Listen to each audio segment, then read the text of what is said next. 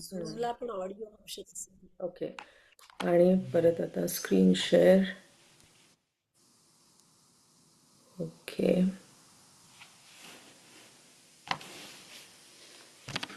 Okay, आता हे गीता बरोबर केलंय. गीताला कदाचित आठवेल आता, पण एनिवे ह्याचं रेपिटेशन इज ऑलवेज युजफुल.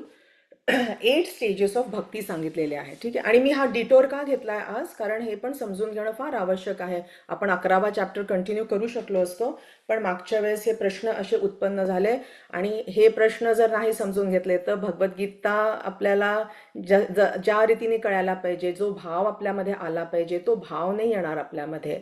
आणि हा पण एक, हे सगळं समजून घेणं म्हणजेच भगवद्गीता पण आपण समजून घेतोय. सो 8 स्टेजेस ऑफ भक्ती काय म्हटलेलं आहे. नंबर 1 इज श्रद्धा. भक्ती कशी सुरू होते? श्रद्धेने सुरू होते. आणि नंबर 2, किंवा ज्याला आपण फेथ म्हणतो, नंबर 2 इज साधू संग. साधू संघ म्हणजे असोसिएशन ऑफ डिवोटीज, जे इतर भक्त असतात, ज्यांनी हा मार्ग स्वीकारलेला आहे, जे ह्या पाथवरती चालतायत आणि ज्यांना हे नॉलेज जे रिअलाइज करतायत. आणि गुरु पण कसे असले पाहिजे? गुरुनी हे नॉलेज रिअलाइज केलं पाहिजे, ते स्वतः हे प्रॅक्टिस करत असलेले पाहिजेत आणि त्यांचा पण एक असा गुरु पाहिजे ज्यांनी हे नॉलेज रिअलाइज केलेलं आहे. असा पूर्ण जो हे गुरु परंपरेचा जो एक सिस्टम आहे, आणि मग त्यांचा पण गुरु असला पाहिजे आणि त्यांचा गुरु असला पाहिजे. असं करत करत ह्या परंपरेमध्ये आपल्याला रिअलाइज्ड नॉलेज मिळतंय. नुसतं वर्बल नाही, की म्हणजे गुरु असा नाही की जो नुसतं सांगेल आणि प्रायव्हेटमध्ये काहीतरी वेगळ्या गोष्टी करणार, असं नाही. समोर पण तेच आणि प्रायव्हेटमध्ये पण तेच. जे हे सिन्सिअरली फॉलो करतायत अशा लोकांचं असोसिएशन, गुरुचं असोसिएशन, इतर डिवोटीजचं असोसिएशन. मग तिसरा पॉइंट काय ह्याच्यामध्ये? भजन क्रिया. सुरू होतं श्रद्धा. श्रद्धानंतर we need association of devotees, म्हणजे साधू संघ. साधू संघ जेव्हा आपल्याला मिळतो तेव्हा तिसरी स्टेज काय आहे?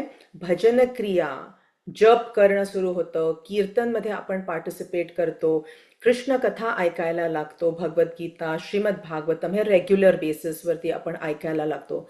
सो दॅट इज श्रवणम आणि कीर्तनम आपण त्याला म्हणतो. म्हणजे ऐकणं, जप सुद्धा आपण मोठ्याने करायचा, आपल्या कानात ते पडले पाहिजेत शब्द, आणि कानातून ते हृदयापर्यंत जातात आणि हृदयात जे अनर्थ असतात ते, त्याची अनर्थ निवृत्ती होते. सो नंबर 4 काय आहे? प्युरिफिकेशन प्रोसेस ज्याला आपण म्हणतो, किंवा अनर्थ निवृत्ती.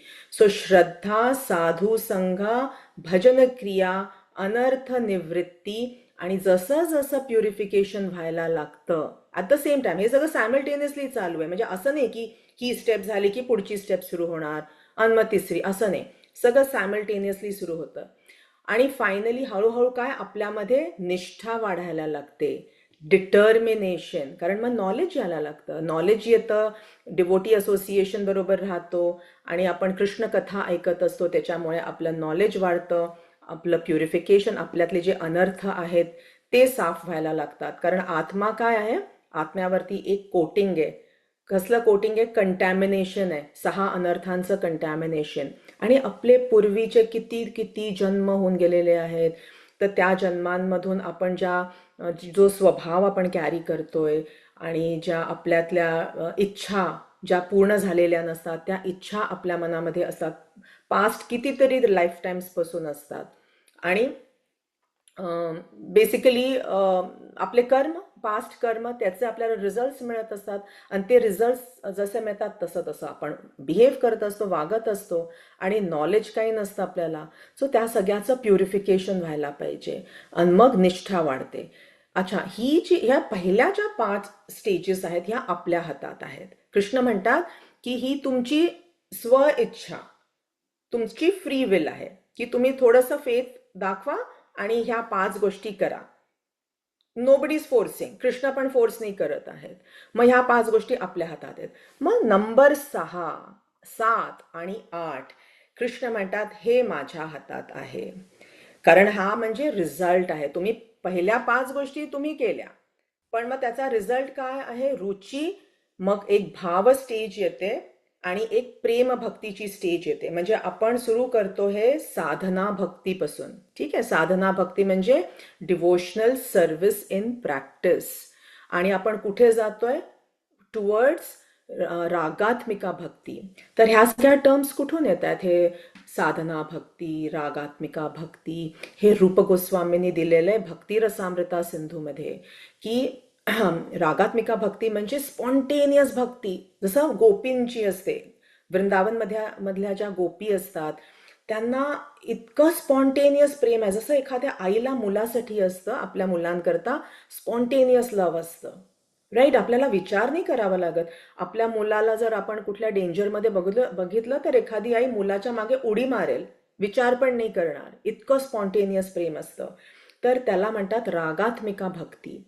सो फ्रॉम साधना भक्ती, तर ही पहिले 5 स्टेजेस काय हे साधना भक्तीचे स्टेजेस झाले. आपण प्रयत्न करतोय आणि नंतर त्याच्यात इंटरेस्ट येणं. मग कृष्ण बघतात, अरे हा साधक जो आहे हा खूप मेहनत करतोय आणि दिवस रात्र ह्याच्यामध्ये मेहनत करून तो खूप म्हणजे धडपड करतो. आणि स्पेशली आपण कलियुगमधले जीव आहोत, कलियुगच्या जीवांना तर खूप चॅलेंजेस येतात.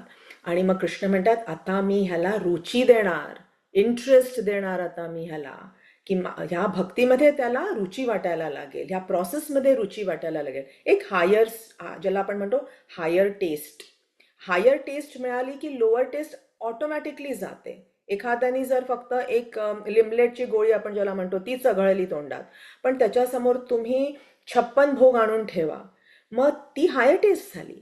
मग तो जेव्हा 56 भोग खाईल तेव्हा ती जी छोटीशी लिमलेटची गोळी तो चघळत असतो ती त्याला नाही आवडणार, त्याच्यामध्ये मग त्याला इंटरेस्ट नसणार, कारण आता हायर टेस्ट मिळालेला आहे. तर ती रुची म्हणजे हायर टेस्ट, इंटरेस्ट. आणि मग एक स्टेज अशी येते ज्याला आपण म्हणतो भावा स्टेज, भावभक्ती. आणि त्याच्यामध्ये सगळे रस आणि रस एकदा डेव्हलप झाले, आता ते नेक्स्ट आपण ह्याच्यामध्ये डायग्राममध्ये बघू की रस म्हणजे काय आहेत, किंवा ज्याला आपण मेलोज असं म्हणतो इंग्लिशमध्ये. भाव स्टेज, वेगळे वेगळे भाव येतात, जसं दास्य भाव, साख्य भाव, वात्सल्य भाव, माधुर्य भाव, आणि एक शांत, शांत, दास्य, साख्य, वात्सल्य, माधुर्य, हे 5 भाव, प्रमुख भाव आहेत. तर हे हळूहळू डेव्हलप होतात. आणि मग काय होतं, आपली जी ही भौतिक दुनियेतली अटॅचमेंट असते ती कमी कमी कमी कमी होत जाते. भौतिक गोष्टींबद्दल अटॅचमेंट कमी होते, डिटॅच व्हायला लागतो. आणि मग ती अटॅचमेंट कुठे वाढते? भगवंताचं प्रेम, भगवंताकडे जाण्याची ओढ, वैकुंठ लोकला परत जायची इच्छा, आणि हे भौतिक जगत सोडायची इच्छा, असं ते ट्रान्सफॉर्मेशन यायला लागतं. आणि 8वी stage, which is the top most stage, जिथे आपण गोलोक वृंदावन गाठू शकतो. Golok Vrindavan is the top most highest planet of the spiritual world. Vaikuntha लोकमधलं हायेस्ट प्लॅनेट, जिथे भगवान स्वयं राहतात. तिथे जाण्यासाठी प्रेमभक्ती आपल्याला डेव्हलप करायची आहे. राईट, सो प्रेमभक्ती डेव्हलप करण्यासाठी आपल्याला ह्या पहिल्या 5 स्टेजेस खूप सिन्सिअरली करायला पाहिजेत. आणि एक जो आपल्याकडे नॉलेज आहे आता, कसं केलं, आपल्या आचार्यांनी कसं केलं, काय केलं, तर ते सगळं भक्ती रसामृता सिंधूमध्ये दिलेलं आहे. आणि नेक्टर ऑफ डिव्होशन हे मराठीमध्ये पण अवेलेबल आहे, गुजरातीमध्ये, अशा अनेक अनेक भाषांमध्ये ह्याचं ट्रान्सलेशन झालेलं आहे आणि अतिशय सोप्या पद्धतीत हे सांगितलेलं आहे. अच्छा, मग हे झाले 8 स्टेजेस ऑफ भक्ती. ठीक आहे, मग there are 9 processes of devotional service. भक्ती कशी ॲडव्हान्स होते ते ह्या 8 स्टेजेसमध्ये दिलेलं आहे. पण भक्तीपर्यंत माणूस कसा जातो? भक्ती आपण नाही करत, भक्ती मिळवावी लागते. भक्ती भगवंत देतात आपल्याला बाय द मर्सी. म्हणजे आपण त्या मर्सी करता प्रे करतो की भगवान मला भक्ती द्या, प्लीज माझ्यामध्ये भक्तीची भावना येऊ द्या. आणि ती कशी सुरू होते? नंबर 1 श्रवणम, नंबर 2 कीर्तनम. श्रवणम म्हणजे ऐकणं, जितकं जास्ती आपण ऐकू भगवद्गीता, श्रीमद भागवतम, आणि एका बॉनफाईड गुरुच्या अंडरमध्ये, क्वालिफाईड आणि बॉनफाईड, म्हणजे एक रिअल गुरु ज्याला आपण म्हणतो, फेक गुरु नाही, रिअल गुरु, गुरु परंपरेमध्ये.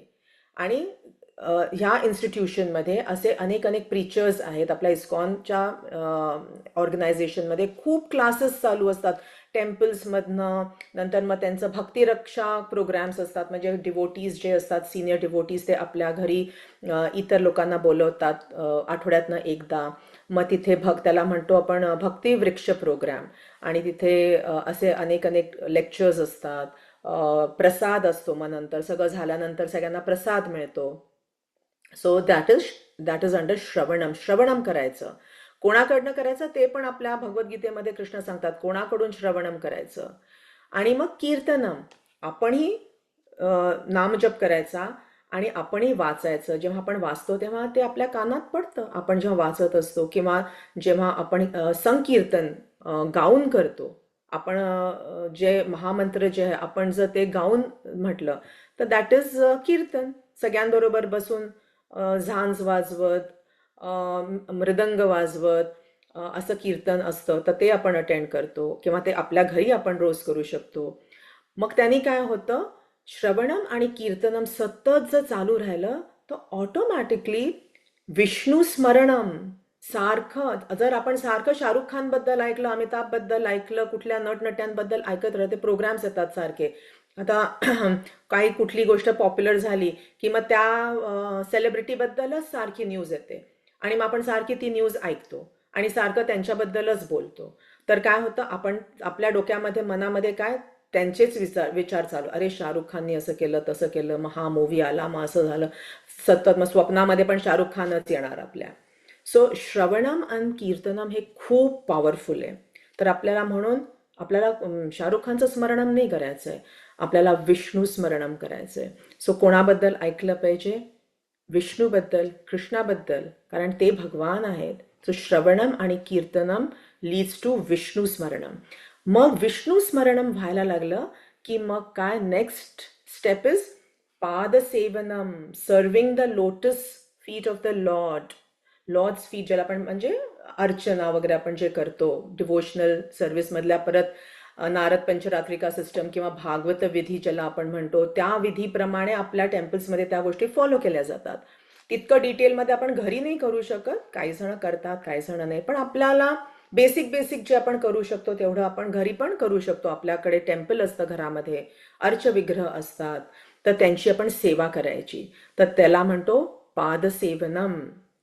सेवा केलं की प्रेम वाढतं. आपण कोणाची, आपल्याकडे 4 दिवस पाहुणे आले, आपण त्या पाहुण्यांची सेवा करतो, आपल्याला त्यांच्याबद्दल आपुलकी वाटायला लागते. ते गेल्यानंतर आपण त्यांना मिस करायला लागतो. सो सेवामुळे प्रेम वाढतं, आणि प्रेम असल्याशिवाय आपण वैकुंठ लोकमध्ये प्रवेश नाही करू शकत. आणि वैकुंठ लोकमध्ये सगळे काय करतायत? सगळे हेच करतायत, सेवा करतायत भगवंताची. आणि जर आपल्याला तिथे एंट्री हवी असेल तर आपल्याला तसं व्हावं लागेल, आणि आपण तसे होतो. फक्त आपण ते विसरून गेलोय. आपल्याला परत ते क्वालिटीज आपल्यामध्ये आणायच्या आहेत. आणि आपण का विसरलो ते? आपल्यामध्ये हा अहंकार कुठून आला की मी तर माझीच सेवा करणार, ही माझी फॅमिली आहे, मी त्यांचीच सेवा करणार. कारण की आपण भगवंताला विसरून गेलो, आणि आपण हे विसरून गेलो की आपण एक आत्मा आहोत, आपण शरीर नाही. सो पाद सेवनम विल रिमाइंड अस आपली ओरिजिनल कॉन्स्टिट्यूशनल पोझिशन, की आपण कोण होतो आहोत आणि काय व्हायला पाहिजे. आणि तिथेच आपल्याला सच्चित आनंद मिळणार. जो आनंद आपण शोधतोय तो त्या भगवंताच्या चरणी आपल्याला तो आनंद सापडणार आहे. तर ते आज आपल्याला विश्वास नाही बसत. आपल्याला वाटतं मी टेस्ला घेतली तर मला आनंद मिळेल, माझा एवढा मोठा बंगला झाला तर मला आनंद मिळेल, मी कुठल्या कंपनीचा CEO झालो तर मला आनंद मिळेल, किंवा माझ्या मुलांनी अशी प्रगती केली तर मला आनंद मिळेल. ते आनंद क्षणिक आहेत, टेम्पररी आहेत, आणि ते खरे आनंद पण नाही आहेत. ते खूप लोअर लेवलचे आनंद असतात. ते आपण त्याच्यातच सुख मानतोय. So Sachchit Anand is in पाद सेवनम. मग अर्चनम सांगितलेलं आहे आपल्याला करायला. डेटी वर्शिप. डेटी म्हणजे आपण मूर्ती नाही म्हणत, ऍक्च्युली मूर्ती हा शब्द फार इनअप्रोप्रिएट शब्द आहे तो. आपण अर्च विग्रह म्हणतो, ज्याला इंग्लिशमध्ये आपण डेटी म्हणतो, विथ रिस्पेक्ट. कारण त्या डेटीजमध्ये भगवान काय सांगतात, रूप गोस्वामी सांगतात भक्तिरसामृता सिंधूमध्ये, की मी आहे त्याच्यात. तुमचे मटेरियल आईज आहेत, तर मी स्पिरिच्युअल फॉर्ममध्ये जर असलो तुमच्यासमोर उभा आहे तर तुम्हाला मी दिसत नाही. तर तुम्ही कुठे पाहता, कुठे शोधताय मला? त्या अर्चविग्रहमध्ये तुम्ही मला शोधताय ना, तर मी त्याच्यामध्ये आहे आणि मी त्याच्या थ्रू तुम्हाला दर्शन देतोय.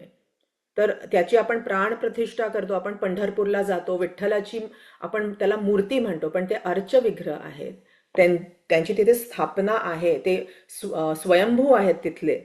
आणि ते म्हणतात मी तिथे उपस्थित आहे, तुम्ही येता, माझं दर्शन घेता, तुम्ही माझ्याकडे बघताय, मी तुमच्याकडे पाहतोय. फक्त तुम्हाला काही जणांना काय तो एक काळा दगड असं वाटतं, अरे हा तर काळा दगड आहे. नाही, ते भगवंत स्वयं तिथे उभे आहेत, विठ्ठलाच्या रूपात ते आपल्याला दर्शन देत आहेत.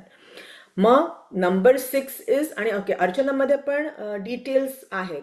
काही काही जण असा स्पेशल कोर्स पण करतात की मला अर्चनमवरती सगळे डिटेल्स शिकायचे आहेत, नारद पंचरात्रिका विधी आणि भागवत विधी. तर आपण जास्ती करून भागवत विधी फॉलो करतो, कारण भागवत विधीमध्ये पंचरात्रिकाचे थोडे स्ट्रिक्ट इन्स्ट्रक्शन्स असतात. अजून भागवत विधीमध्ये सगळं प्रेमाने, म्हणजे प्रेमामध्ये ना थोडेसे रूल्स अँड रेग्युलेशन्स थोडंसं इकडे तिकडे झालं तरी चालतं. Of course I mean nothing offensive, आपण we are still following rules and regulations, पण त्याच्यामध्ये प्रेमाची भावना येते. सो दॅट इज भागवत विधी. सगळे जे वैष्णव आहेत ते जास्ती करून भागवत विधी फॉलो करतात. सो दॅट इज अंडर अर्चनम, आपण डिटेलमध्ये जाणून घेऊ शकतो. मग वंदनम, ऑफरिंग प्रेयर्स, आपण भक्तीसाठी प्रे करतो की देवा मला भक्ती मिळो, मी नाही मिळवू शकत, मला ती कृपा लागेल तुमची, आणि त्या कृपेसाठी आपण प्रेयर्स ऑफर करतो. आणि अशा अनेक अनेक प्रेयर्स आहेत. भगवद्गीताच्या वर्सेस जरी आपण वाचल्या तरी they are as good as prayers.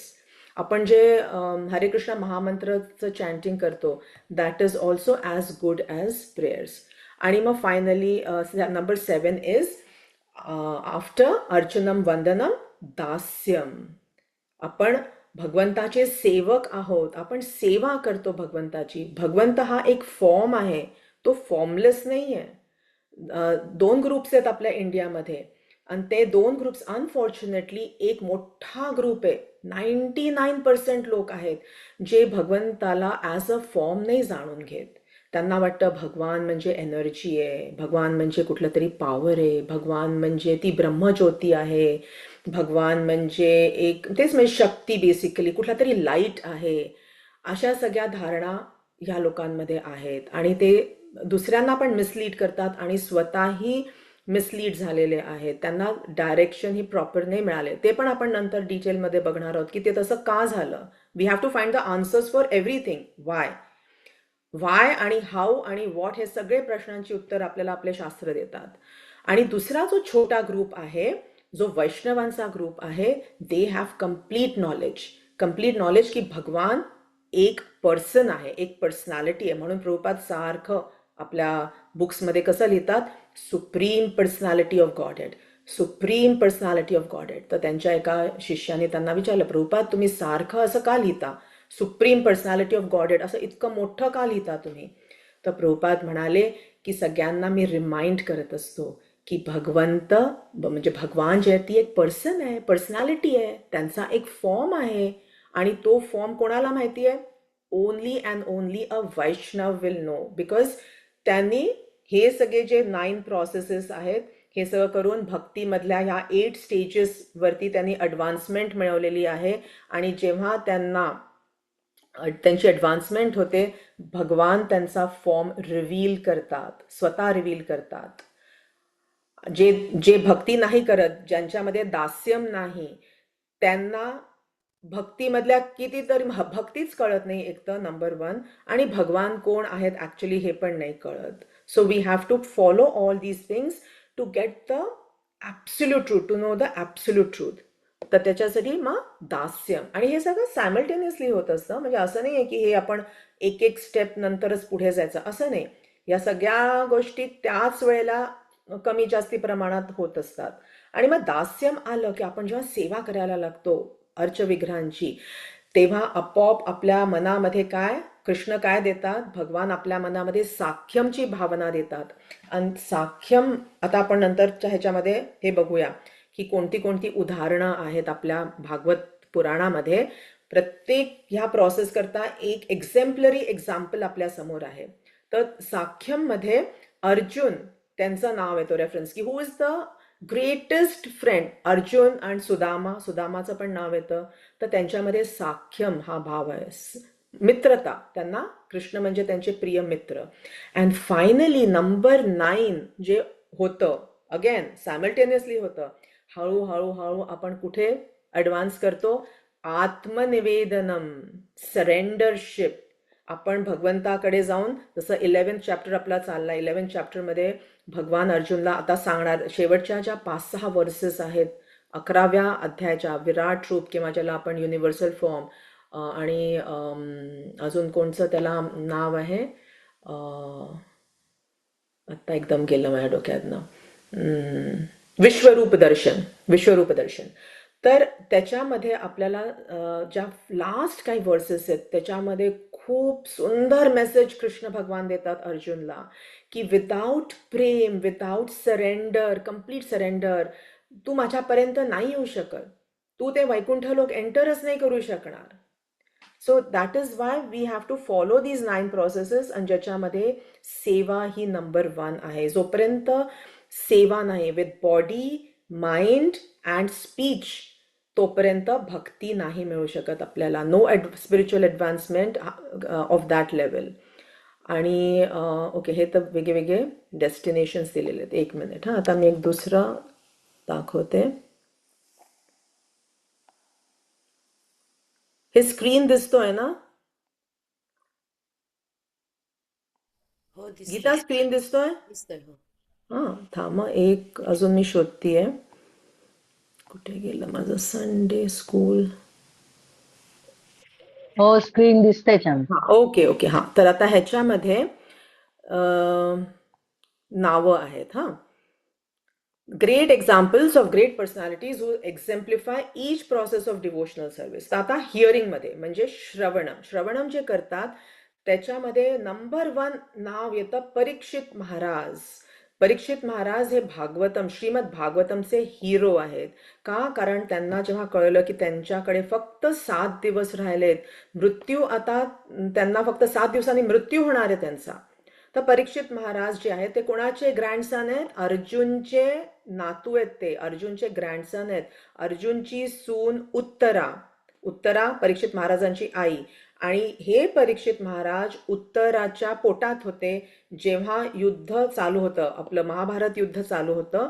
आणि त्या परीक्षित महाराजांना कोण मारणार होतं?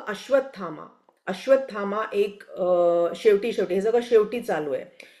अश्वत्थामा काय करतो? त्याला रिव्हेंज घ्यायचा असतो. ऑफकोर्स म्हणजे अश्वत्थामाचा पण हाच गोल असतो की सगळ्या पांडवांना नष्ट करायचं. त्यांचं जे येणारी जी त्यांची पिढी आहे त्याला नष्ट करायची. आणि त्यांना हे माहिती असतं की उत्तरा ही प्रेग्नंट आहे. आणि उत्तराचा नवरा अभिमन्यू तर मृत्यूला प्राप्त होतो. तो त्या चक्रव्यूहमध्ये जातो, अडकतो आणि त्याचा मृत्यू होतो. तर उत्तरा आता आधी ती म्हणजे तिला खरं म्हणजे हे दुःख असतं की माझा नवरा नाही वाचू शकला, माझा नवरा अभिमन्यू गेला या युद्धामध्ये, तर मी आता भगवंताला कशाला हाक मारू असं तिला वाटू शकलं असतं. पण ती कृष्णाला हाक मारते, त्याच भगवंताला हाक मारते की माझ्या पोटातल्या जीवाला आता तू वाचव. आणि कृष्ण धावून येतात. तिकडे अश्वत्थामाने न्यूक्लिअर वेपन हे रिलीज केलेलं असतं, ब्रह्मास्त्र निघालेलं असतं. आणि ते कुठे अटॅक करणार असतं? ब्रह्मास्त्र उत्तरेकडे जात असतं. आणि तिच्या पोटातलं तेव्हाचे जे वेपन्स होते ना ते खूप प्रिसिजनवाले वेपन्स होते. म्हणजे तुम्ही एखादा टार्गेट असं ठरवून बरोबर त्या टार्गेटलाच तो बाण लागणार किंवा तो जो वेपन आहे तो तिकडेच जाऊन हिट करणार आणि आजूबाजूचे सगळे लोक ठीक राहणार. असं एवढं प्रिसिजन असायचं त्या वेपन्समध्ये. आजकाल काय, कोणी बॉम्ब टाकला की अख्खच्या अख्खं म्हणजे ती लोकॅलिटी नष्ट होऊन जाते. म्हणजे ते मे बी ते एका बिल्डिंग करता असतं पण आजूबाजूच्या अनेक बिल्डिंग्स डिस्ट्रॉय होतात त्याच्यामध्ये. तेव्हा तसं नव्हतं. सो ऑफकोर्स उत्तरा धावून जाते कृष्णाकडे आणि म्हणते आता अश्वत्थामाने तो बाण सोडलेला आहे. आणि कृष्ण काय करतात? ते छोटेसे होतात, उत्तराच्या पोटात जातात आणि परीक्षित महाराजांना प्रोटेक्ट करतात त्यावेळेस. आणि मग पुढे जाऊन जेव्हा सगळे पांडव रिटायर होतात, युधिष्ठिर महाराजांचं राज्य असतं, ते मग हँडओव्हर कोणाला करतात? परीक्षित महाराजांना हँडओव्हर करतात. परीक्षित महाराज हे राजऋषी, जसे युधिष्ठिर महाराज एक राजऋषी होते, तसेच परीक्षित महाराज हे एक ग्रेट डिवोटी, खूप मोठे भक्त भगवंताचे. आणि त्यांच्याकडून एक चूक होते, आता तो प्रसंग मी नंतर सांगेन काय चूक होते, पण त्यांना असं एक श्राप मिळतो की तुम्हाला फक्त आता 7 दिवस आहेत तुमच्याकडे आणि तुमचा मृत्यू होणार आहे. तर परीक्षित महाराज सगळ्या ब्राह्मणांना बोलवतात आणि विचारतात की आता माझ्याकडे तर फक्त 7 दिवस आहेत आणि मी आता काय केलं पाहिजे. तर त्या सगळ्यांचं म्हणणं एकच असतं की आता तुम्ही शुकदेव गोस्वामीकडे जा. आणि शुकदेव गोस्वामी हे कोण आहेत? व्यासदेवांचे पुत्र. आणि शुकदेव गोस्वामींकडनं तुम्ही श्रीमद भागवतम ऐका. तर परीक्षित महाराज 7 दिवस आणि 7 रात्र बसून गंगेच्या काठी शुकदेव गोस्वामीकडून त्यांनी श्रीमद भागवतम ऐकली. काही खाणं नाही, पिणं नाही, झोप नाही. 7 दिवस आणि 7 रात्र त्यांच्याकडे होते. अख्खी भागवतम 18,000 श्लोक भागवतमचे त्यांनी समजून घेतले आणि भगवंत प्राप्ती झाली त्यांना. ते वैकुंठ लोकला परत गेले. परीक्षित महाराज का परत जाऊ शकले? कारण की त्यांना एकतर अगदी जेव्हा ते पोटात होते आईच्या, तेव्हा भगवंताचं दर्शन घडलं होतं आणि त्यांच्या आयुष्यात ते भगवंताला शोधत राहिले की मला त्या भगवंताचं दर्शन हवंय. फायनली आणि ऑफकोर्स त्यांनी भक्ती केली. ते जे 9 प्रोसेसेस आहेत ते करायचे हे सगळे लोक. आणि श्रीमद भागवतम ऐकून ते कुठे गेले? वैकुंठ लोकला परत गेले. त्याच्यामुळे आपण सगळ्यांनी रोज भगवद्गीता वाचली पाहिजे, रोज श्रीमद भागवतम वाचलं पाहिजे, ऐकलं पाहिजे. कारण आपली मृत्यू कधी येईल ते आपल्याला नाही माहिती. ॲटलिस्ट ते तर फॉर्च्युनेट होते की त्यांना ॲटलिस्ट टाईमलाईन होती की बाबा 7 दिवस आहेत तुझ्याकडे.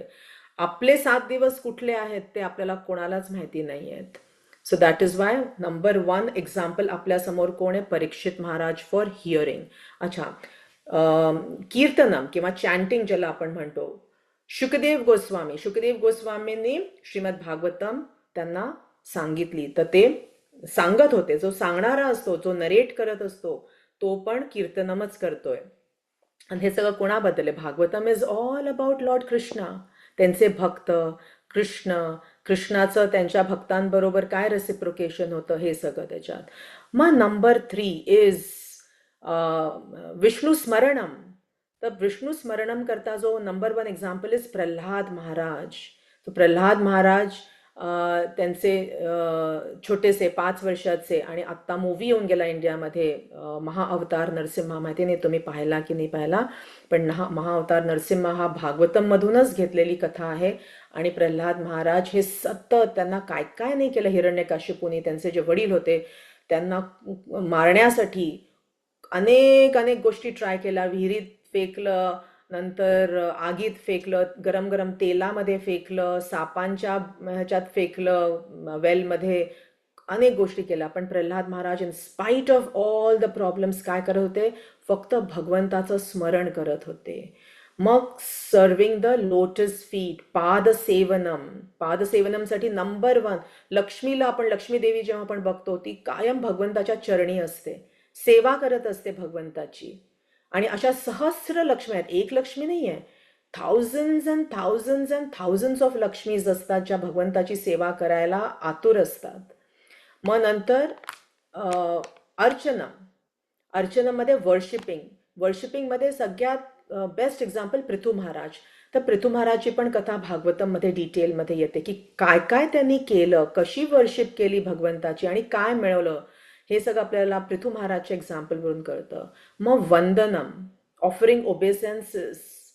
अक्रूर जेव्हा येतात कृष्णाला घेऊन जायला, मथुरेला असतात अक्रूर, आणि कंस सांगतात अक्रूरला की जा तू आता वृंदावनला जा आणि कृष्ण बलरामला आता तू घेऊन ये इकडे. कारण कंसला मारायचं असतं, कृष्ण बलरामला काही करून त्यांना मारायचं असतं. तर अक्रूर जातात आणि अक्रूर ॲक्च्युली हे फार मोठे भक्त कृष्णाचे. आणि कंसला माहिती असतो की अक्रूर जर गेले तर कृष्ण बलराम नाही म्हणू शकणार. कारण आपल्या भक्ताची इच्छा, प्रत्येक इच्छा पूर्ण करणं हे भगवंताला आवडतं. म्हणजे भगवंत काय करत असतात? आपल्या सगळ्या इच्छा पूर्ण करतात. मग त्या चांगल्या असो, वाईट असो, जे काही असो, सगळ्यांच्या इच्छा कृष्ण पूर्ण करतायत. आणि Akrur is an example for offering obeisances किंवा वंदनम. मग ॲक्टिंग ॲज लॉर्ड्स सर्वंट दास्यम. दास्यमसाठी कोण एक नंबर वन एक्झाम्पल? हनुमानजी. हनुमाननी जशी सेवा केली श्रीरामची, सीताची, तशी सेवा जर आपण केली, आपण कॉपी नाही करायचंय, पण आपल्या समोर हे एक इन्स्पिरेशन आहे, हे एक एक्झाम्पल आहे आपल्याकडे एवढं मोठं. तर आपण कितीतरी जण हनुमान चालिसा आपण रोज वाचतो. त्यांची कृपा मागायची, त्यांचे ब्लेसिंग्स मागायचे की हनुमानजी तुम्ही जशी सेवा केली ना भगवंताची, तर तसं आम्हाला पण तसा मार्ग दाखवा, आमच्यामध्ये पण तशी बुद्धी येऊ द्या, तशी शक्ती येऊ की आम्ही सेवा. आणि कशी केली? With so much love. प्रेम, किती प्रेम होतं त्यांच्या हृदयात. त्यांनी छाती अशी फाडून दाखवली की माझ्या हृदयामध्ये कोण आहेत, राम सीता लक्ष्मण बसलेले आहेत, असं त्यांनी छाती फाडून दाखवली. तर ते प्रेम आमच्या मनामध्ये येऊ, जे तुमच्या मनात होतं श्रीरामसाठी प्रेम, माता सीतासाठी जे प्रेम होतं, लक्ष्मणसाठी जे प्रेम होतं, तसं आमच्या हृदयात पण ते प्रेम जागृत हो. मग नंतर 8वं साख्यम, की आपलं पण एक रिलेशनशिप असलं पाहिजे, राईट? कृष्ण म्हणतात एलिजिबिलिटी ऑफ कोणाला भगवद्गीता कळेल? जो माझा भक्त आहे आणि जो माझा मित्र आहे. तर आपण भक्त पण नाही आणि मित्र पण नाही, मग आपल्याला भगवद्गीता कशी कळणार? तर त्याच्यासाठी आपल्याला मित्रता करायची आहे. कोणासारखी? अर्जुननी जशी मित्रता केली भगवंताबरोबर. Arjun is a friend of Krishna, Sudama is a friend of Krishna. तर हे रिलेशनशिप बिल्डिंग कसं होणार? आपण जेव्हा आपल्याकडून एफर्ट्स करू, आपण त्यांना एका पर्सन सारखं ट्रीट करू, supreme person, not just an ordinary person. भगवान हे सुप्रीम पर्सन आहेत, तर ते आपले फॅमिली मेंबर आहेत. आपण त्यांना देव्हाऱ्यात बसवतो आणि तेव्हा जेव्हा त्यांची सेवा करतो, तेव्हा भगवान म्हणतात मी तिथे उपस्थित आहे. तुम्हाला असं वाटत असेल की हे मेटल आहे, हा दगड आहे, हे लाकूड आहे, किंवा हे नुसतं एक चित्र आहे. तसं नाही, मी प्रत्यक्ष तिथे असतो. आणि नेक्टर ऑफ डिवोशन किंवा भक्तिरसामृता सिंधूमध्ये आपल्याला त्यांनी मटेरियल पण दिलेलं आहे की कुठल्या कुठल्या मटेरियलचे विग्रह आपण ठेवू शकतो आणि कुठल्या मटेरियलचे आपण नाही ठेवू शकत. For example glass, plastic, plaster of Paris, अशा सगळ्या गोष्टी आपण नाही ठेवू शकत विग्रह म्हणून. विग्रह कशाचे असले पाहिजेत? पंचधातू असू शकतात, चांदीचे, सोन्याचे, ते सगळं असू शकतं. मग नंतर लाकडाचे असू शकतात, मातीचे असू शकतात, आणि कुठले जेमस्टोन्सनी बनवलेले असू शकतात, म्हणजे ओरिजिनल जेमस्टोन्स असतात. तर अशा सगळ्या, दारू म्हणजे लाकूड, या. तर हे सगळे अलाउड आहेत आणि ह्याच्यामध्ये भगवान प्रवेश करतात. सो आपण जेव्हा त्यांची सेवा करतो, आपल्यामध्ये एक मित्रतेची भावना उत्पन्न होते आणि मग कृष्ण ते भाव द्यायला लागतात. आपण स्वतःहून नाही आणू शकत ते भाव, त्यांची कृपा झाली पाहिजे. कारण we are not the doers. आपण नेहमी हे विसरतो. आपण स्वतःला सेंटरमध्ये ठेवतो आणि आपल्याला वाटतं हे मी करतेय, पण आपल्याला सतत स्वतःला रिमाइंड करायचं आहे की मी फक्त एक आत्मा आहे. I am not a doer. आणि फुल्ली काय करायचं? आपण सरेंडर करायचं. आत्मनिवेदनम नंबर 9. आणि त्याच्यासाठी एक्झाम्पल कोण आहेत आपल्यासमोर? बली महाराज. बलीची स्टोरी येते 6th कॅन्टो श्रीमद भागवतममध्ये. बली महाराजांची स्टोरी आहे की कसं बली महाराजांनी पूर्ण सरेंडर केलं आणि तिन्ही लोकांचे राजा होते. Higher planetary system, middle planetary system, lower planetary system, तिन्ही देऊन टाकले त्यांनी. जेव्हा विष्णू येतात ॲज वामनदेवचा जो अवतार घेऊन येतात विष्णू, तर बली महाराजांचं कम्प्लीट सरेंडर, सगळं घेऊन टाका भगवान, मला काही नकोय. So that is one example we have. आणि ज्यांनी ह्या सगळ्या 9 प्रोसेसेसना फॉलो केलं, किंवा इथे आपण हे संस्कृतमधले जे शब्द आहेत, श्रवणम, कीर्तनम, विष्णुस्मरणम, पादसेवनम, अर्चनम, वंदनम, दास्यम, साख्यम, आत्मनिवेदनम, हे 9 प्रोसेसेस ज्यांनी फॉलो केलं, तो एक्झाम्पल आहेत. म्हणजे त्यांचं एक्झाम्पल इज अमरीश महाराज. अमरीश महाराजांची कथा येते आणि ह्या सगळ्या कथा आपण करू हळूहळू. त्या भागवतममध्ये दिलेल्या आहेत की अमरीश महाराजांनी काय केलं एक्झॅक्टली. 9 प्रोसेसेस म्हणजे काय केलं त्यांनी, कसं केलं. आणि मग ते दुर्वासा मुनीची कथा येते त्याच्यामध्ये की दुर्वासा मुनींनी त्यांना श्राप दिला आणि how how the Lord saved his sincere devotee Amrish Maharaj. तर ह्या सगळ्या हे सगळे इम्पॉर्टंट पॉईंट्स आहेत, हे सगळे भक्तियोगमधले पॉईंट्स आहेत आणि ह्यांनी आपल्याला कळतं की भक्ती कशी करायची. तर आपल्याकडे एक 15 मिनिटं आहेत का? हो चालेल. हो आहे. 15 मिनिटं? ओके. गीताला आहे का? चालेल चालेल चालेल चालेल हो हो हो चालेल. नाही नाही, गीता ताई नाही आहे, गीता. हो चालेल हा आपल्याला. ओके हा ओके. अच्छा हां अच्छा. हां हां हां, एक ओके मिनिट. ओके. मला अजून एक दाखवायचं होतं. फोटोज कुठे गेले? स्क्रीन दिसतोय अजूनही? हो स्क्रीन दिसतोय ना? तर हे एक चित्र, आता कदाचित तुम्हाला जर तुम्ही छोट्या डिव्हाइसवर असाल फोनमध्ये तर हे तेवढं क्लिअर नाही. हे मागे मी गीताला दाखवलेलं आहे. तर ह्याला भक्तिलता बीज असं म्हणतात. तर आपल्या सगळ्यांमध्ये ना, तुम्ही एकदम खाली बघितलं तर हे एक असं प्लांट आहे आणि खाली एक असं फुलासारखं आहे ते, ज्याचे रूट्स पण आहेत तिथे. तर हे जे बीज आहे हे आपल्या सगळ्यांमध्ये आहे. हे बीज असं कोणीही नाही आहे ह्या जगामध्ये, म्हणजे कुठला दुष्ट माणूस जरी असेल तरी त्याच्या हृदयामध्ये हे भक्तीचं बीज आहे. फक्त काय झालंय, त्या बीजला व्यवस्थित खत पाणी मिळालेलं नाहीये. तर जेव्हा आपण भक्तीचा प्रोसेस सुरू करतो आणि आपण जेव्हा नामस्मरण सुरू करतो, ते म्हणजे पाणी आणि खत पडल्यासारखं आहे. आणि ते खत आणि ते पाणी वापरून आपल्याला ह्या बीजमधून हे प्लांट असं उभं करायचंय, वाढवायचंय त्याला. आणि मग कुठून सुरुवात होते? नंबर 1 श्रद्धा. जेव्हा हे सेम आहे, फक्त मी ह्या फॉर्ममध्ये तुम्हाला दाखवतेय. श्रद्धा म्हणजे फेथ डेव्हलप होते. मग आपल्याला असोसिएशन आपलं कसं ठेवायचंय? नुसतं मटेरियलिस्टिक लोकांचं, नॉन डिव्होटीज असोसिएशन जर आपण ठेवलं तर मग आपली भक्ती नाही वाढणार किंवा आपल्यात प्रगती नाही होणार. जेवढ्या फास्ट रीतीने आपल्याला प्रगती करायची आहे तशी प्रगती नाही होऊ शकणार आपल्यात. आणि आपल्याला जर अर्जन्सी असेल की नाही, मला हा जो मनुष्य जन्म मिळाला, ह्या जन्मात मला भक्ती मिळवायची आहे, मग मी काय करीन, जास्तीत जास्ती वेळ साधूंबरोबर किंवा जे इतर डिवोटीज असतात. मग मोठे मोठे डिवोटीज येतात, कधी कधी असे लेक्चर्स होतात त्यांचे. जर राधानाथ स्वामी आलेत किंवा लोकनाथ स्वामी महाराज आलेत, जय पताका गुरु महाराज आलेत, असे मोठे मोठे जे प्रभुपादचे डायरेक्ट डिसायपल्स आहेत, ज्यांनी संन्यास आश्रम घेतलेला आहे, त्यांचे लेक्चर्स होतात. मग त्यांचं दर्शन ते तुम्हाला नाही भेटले तरी चालेल, पण त्या सभेमध्ये जाऊन ते ऐकणं सुद्धा साधू संघच आहे. तो साधू संघ वाढवायचा आपला. मग त्यांनी काय होतं, आपण भजन क्रियामध्ये जास्ती टाइम स्पेंड करायला लागतो, आपल्याला त्याचं महत्त्व कळायला लागतं. मग 16 माळा कमीत कमी चॅन्ट करणं, खूप लेक्चर्स ऐकणं, आपल्या घरामध्ये कीर्तन करणं, इतर डिवोटीजना बोलवायचं, त्यांना म्हणायचं मला नाही येत, तुम्ही या आणि आमच्या घरी कीर्तन करा. खूप आनंदाने येतात ते आणि खूप छान. एक तासभर तुमच्याकडे असेल की आज एकादशीचा दिवस आहे, 1 तासभर आपण आपल्या घरी आमच्याकडे कीर्तनचा प्रोग्राम ठेवू आणि आपण काहीतरी नैवेद्य म्हणून काहीतरी शिरा, काय जे काय आपल्याला असं प्रसाद म्हणून ऑफर करायचं डिवोटीजना जे येतात त्यांना आपण ऑफर करू शकतो. तर असा भजन क्रियाचा प्रोग्राम आपल्या घरात आपण करू शकतो. मग त्यांनी काय व्हायला लागतं, हळूहळू आपल्यातले अनर्थ दूर व्हायला लागतात. क्लिनिंग प्रोसेस, प्युरिफिकेशन मध्ये काय, ऑफरिंग भोगा टू द लॉर्ड, नैवेद्य दाखवणं, that also gives us internal purification, अनर्थ निवृत्ती.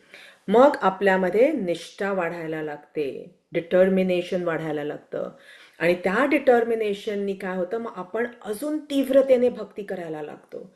आणि हा जो सगळा प्रोसेस आहे भक्तीचा, तो सिन्सिअरली करून आपण काय करतो, मग आपली भगवान आपल्याला त्याच्यात रुची निर्माण करतात. आपल्या आतमध्ये भक्तिभाव उत्पन्न होतो, प्रेम उत्पन्न. मग आपल्याला जर कोणी चॉईस दिला की चल आपण सिनेमाला जायचंय की कीर्तनला जायचं, मग आपलं मन काय सांगेल, मी नाही येत त्या सिनेमाला, तुम्ही जा, मी कीर्तन ऐकायला जाते, मी टेम्पलमध्ये जाईन, मला कीर्तन करायचंय.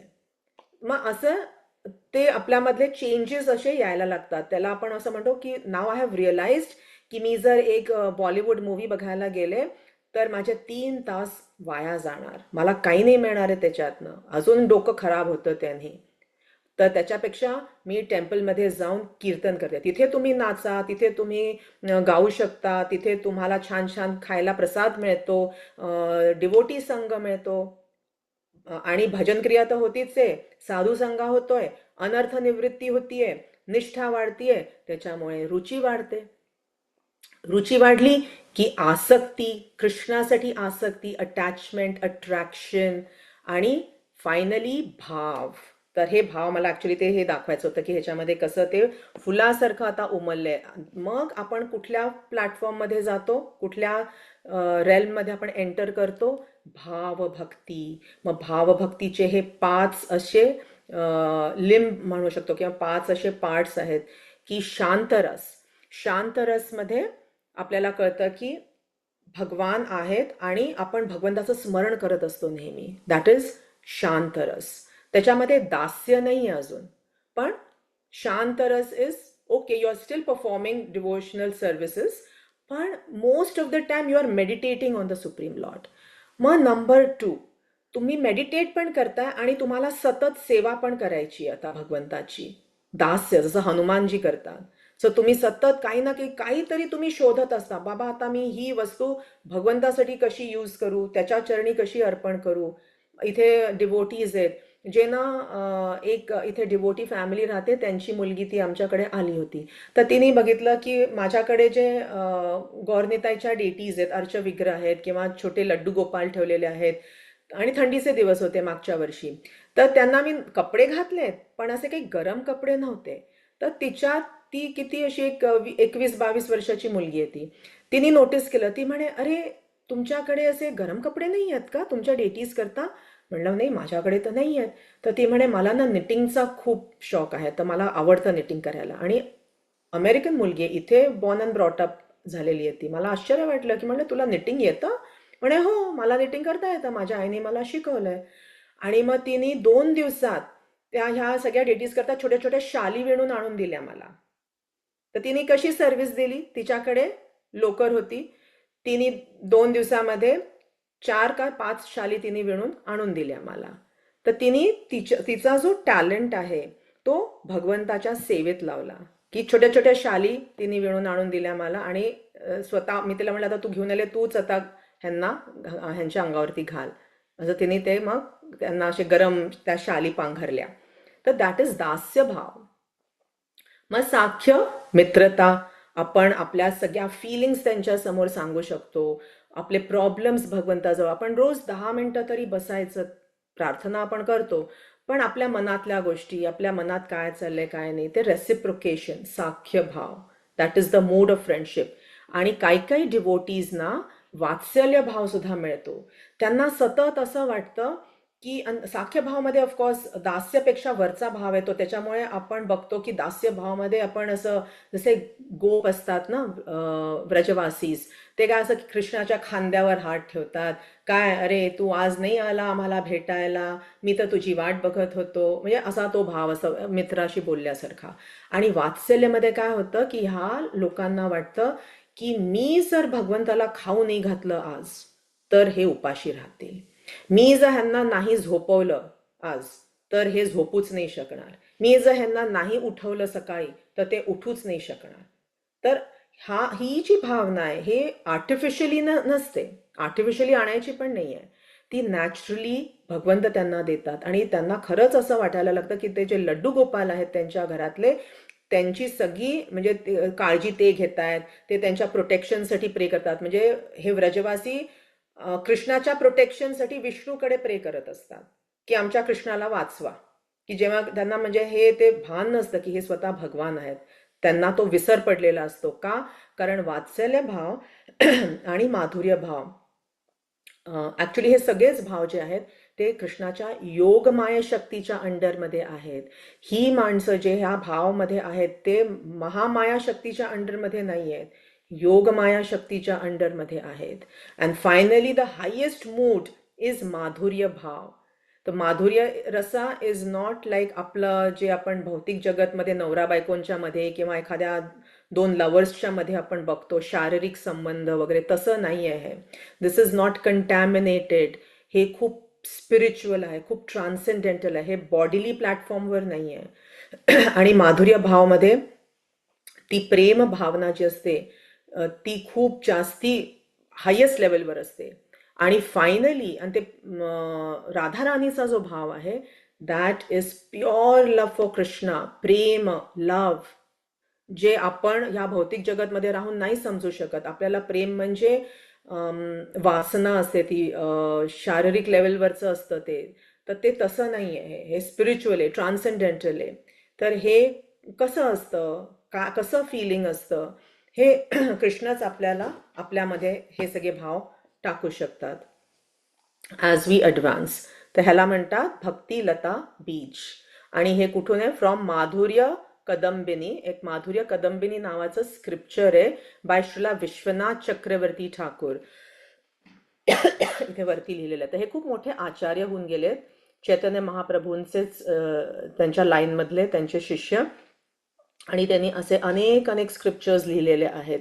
त्याच्यात त्यांनी ही भक्तिलता बीज अशी केलेली आहे. आणि ऑफकोर्स त्याच्यामध्ये बाकीच्याही गोष्टी आहेत की आपल्याला काय बेनिफिट मिळतो. मोक्ष लघुताकृत, कृष्ण आकर्षणी, सांधरंदा विशेषात्मा, सुदुर्लभा, असं हे सगळं आपण मग नंतर बघू की ह्याचे काय बेनिफिट्स आहेत. आपल्या जीवनात जेव्हा भक्ती सुरू होते तेव्हा काय काय गोष्टी घडायला लागतात ते आपल्याला कळेल. तर आता इथे आपण स्टॉप करू शकतो. तर दिस इज गोइंग टू बी, काय म्हणतात त्याला, अगेन अ 360 डिग्री व्ह्यू. ते जे 4 पॉइंट्स, 4 प्रश्न होते ते समजून घेण्यासाठी. ओके, दिस शेअरिंग. आता स्क्रीन नाही आहे ना समोर? नाही. ओके, सो आय होप की हे म्हणजे मी जास्ती भक्ती मध्ये आज गेले, पण ते थोडंसं हेल्पफुल राहिलं असेल. आणि अजून बऱ्याच गोष्टी आपण समजून घेऊ अशा. तर थोडंसं I am taking you in to Ishopanishad, nectar of instruction, nectar of devotion मध्ये चाललोय आपण सध्या, which is complementary to Bhagavad Gita. आपण थांबू आता. हो हो हो हो. चालेल. Okay okay. नैना, काही प्रश्न? गीता, काही प्रश्न? नाही, छान सांगितलं तुम्ही. नाही, काही असं काही छान सांगितलं. Confusion thank you. वाटलं कुठे की स्पष्ट होतं? कळलं? नाही, काही असं कन्फ्युजन नव्हतं ना, कन्फ्युजिंग नव्हतं ना? नाही, छान एवढं सांगितलं. नाही. Okay okay. आणि थँक्यू. Okay okay, thank you. ठीक आहे. आणि मग मी हे रेकॉर्डिंग जे केलेलं आहे ते मी मग you will receive email. Okay.